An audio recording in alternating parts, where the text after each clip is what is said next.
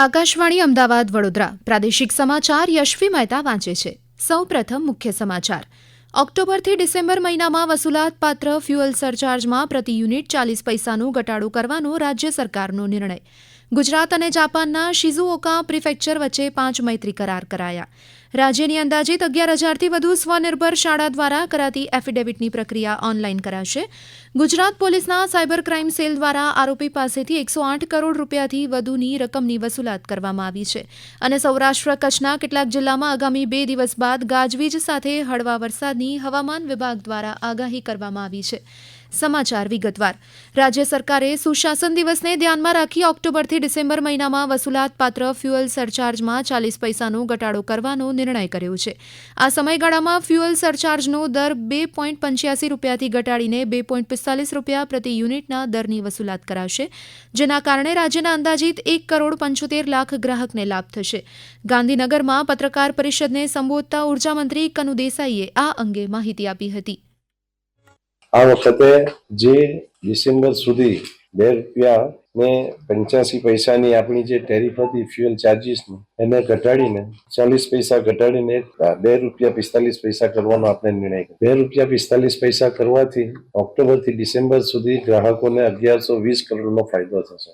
જે નાના 100 યુનિટના ગ્રાહકો છે એને લગભગ 50 થી 60 રૂપિયાનો બચત થશે. અને તે જ રીતે આ જે ઘટાડો છે એ જાન્યુઆરીથી માર્ચ અને એના પછીના પીરિયડમાં જ્યાં સુધી ટેરિફ નિયમનમાં સુધારો ન થાય ત્યાં સુધી આ ઘટાડો ચાલુ રહેશે. ગુજરાત રાજ્ય પુનઃપ્રાપ્ય ઉર્જાની 30 ગીગાવોટની ક્ષમતા સાથે સમગ્ર દેશમાં અગ્રેસર હોવાનું ઉર્જામંત્રી કનુ દેસાઈએ જણાવ્યું હતું. તેમણે કહ્યું કે રાજ્યમાં 16,000થી વધુ ગામના 18,95,000થી વધુ ખેડૂતોને દિવસ દરમિયાન વીજળી મળશે, જ્યારે બાકી રહેલા 632 જેટલા ગામના ખેડૂતોને દિવસે સત્વરે વીજળી અપાશે. આ ઉપરાંત ગાંધીનગર, બનાસકાંઠા, અમદાવાદ અને ખેડામાં કુલ 6 નવી પેટા વિભાગીય કચેરીઓ મંજૂર કરવામાં આવી હોવાનું પણ શ્રી દેસાઈએ ઉમેર્યું હતું. ગાંધીનગરમાં મુખ્યમંત્રી ભૂપેન્દ્ર પટેલની ઉપસ્થિતિમાં ગુજરાત જાપાન પાર્ટનરશીપ ડે અંતર્ગત ગુજરાત અને જાપાનના શિઝુઓકા પ્રિફેક્ચર વચ્ચે 5 મૈત્રી કરાર કરાયા છે.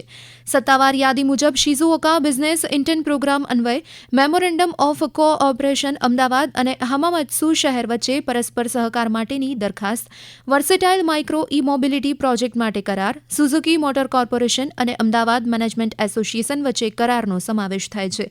મહાત્મા મંદિર ખાતે યોજાયેલા કાર્યક્રમમાં મુખ્યમંત્રીએ જણાવ્યું કે આ કરારથી વેપાર, વાણિજ્ય, ટેકનોલોજી, નવીનતા, સાંસ્કૃતિક આદાન પ્રદાન તેમજ પ્રવાસન જેવા ક્ષેત્રમાં એકબીજાના સામર્થ્યનો લાભ મળશે.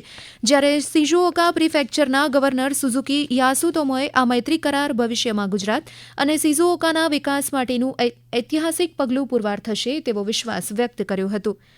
મહેસાણાના વડનગરમાં કેન્દ્રીય મંત્રી ડોક્ટર મનસુખ માંડવિયાના નેતૃત્વમાં માય ભારત સુશાસન દિવસ પદયાત્રા યોજાઈ ગઈ, જેમાં સ્થાનિક વિશ્વવિદ્યાલય, મહાવિદ્યાલય, સામાજિક અને સ્વૈચ્છિક સંસ્થાના 15,000થી વધુ માય ભારત યુવા સ્વયંસેવકો જોડાયા હતા.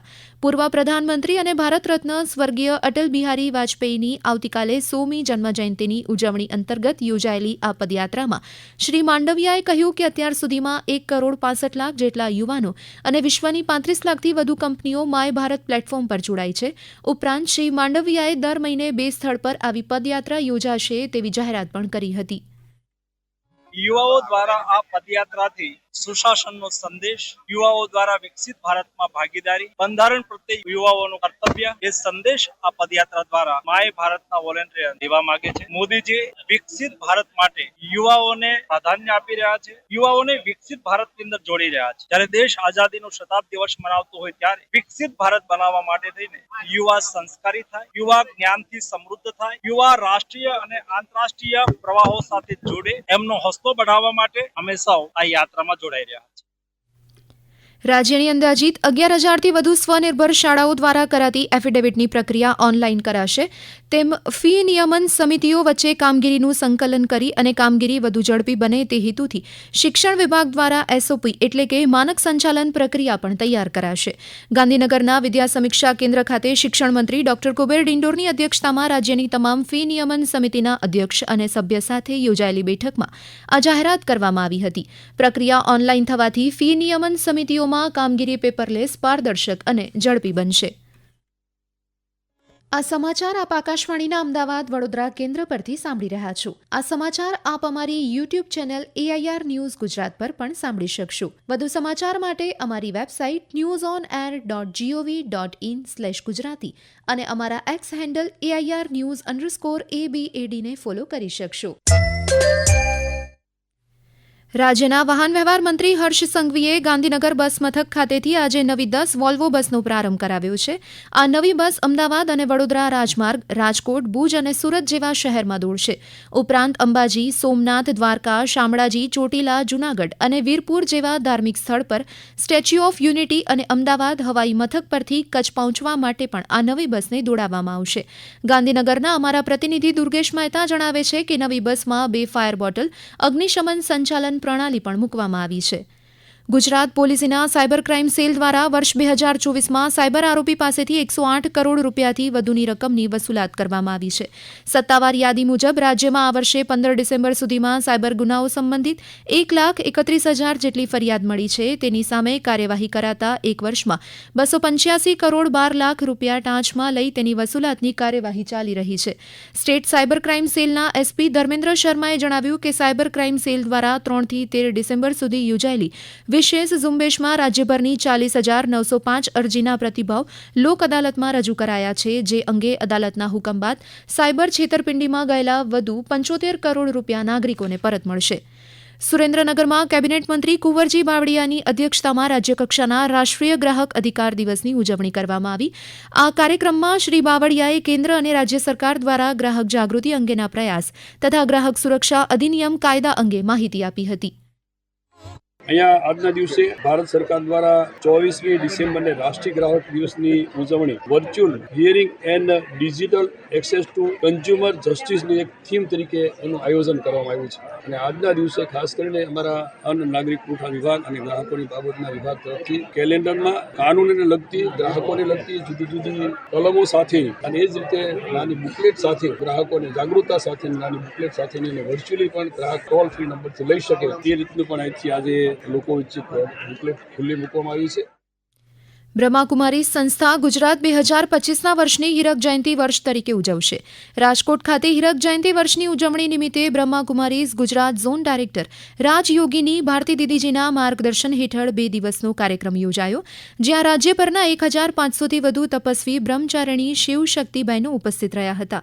ગ્રામ વિકાસ વિભાગના અધ્યક્ષ બ્રહ્માકુમારી સરલાબેને ગુજરાતને વરદાનોની ભૂમિ ગણાવી હતી.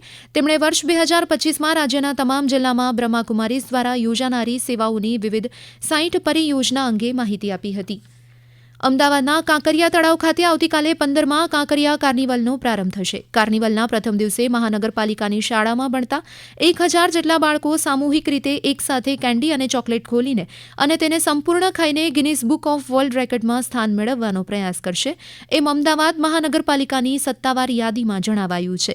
31મી ડિસેમ્બર સુધી યોજાનારા કાંકરિયા કાર્નિવલ દરમિયાન વિવિધ રંગારંગ, સાંસ્કૃતિક અને મનોરંજન કાર્યક્રમ અંતર્ગત જાણીતા કલાકારો વિવિધ પ્રસ્તુતિ રજૂ કરશે. કાર્નિવલમાં મુલાકાતીઓ કાંકરિયા લેક ફ્રન્ટ પરિસરમાં વિનામૂલ્યે પ્રવેશ કરી શકશે. હવામાન વિભાગે આગામી 24 કલાકમાં રાજ્યમાં ઠંડીનું જોર યથાવત રહેવાની આગાહી કરી છે. રાજ્ય ઉપર પવનની દિશા બદલાયા બાદ ફરી એકવાર તાપમાનમાં 2 થી 4 ડિગ્રી સેલ્સિયસ સુધીનો વધારો થવાની સંભાવના છે.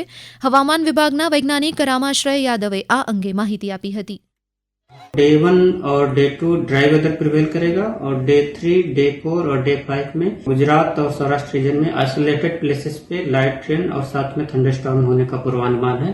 और टेम्परेचर की बात करेंगे तो मिनिमम टेम्परेचर 24 आवर्स में नो लास्ट चेंज में रहेगा. उसके बाद टेम्परेचर में 2 से 4 डिग्री सेल्सियस की बढ़ोतरी का पूर्वानुमान है. और मिनिमम टेम्परेचर की बात करेंगे तो अहमदाबाद और गांधीनगर के लिए मिनिमम टेम्परेचर का जो फोरकास्ट है वो 13 डिग्री सेल्सियस मिनिमम.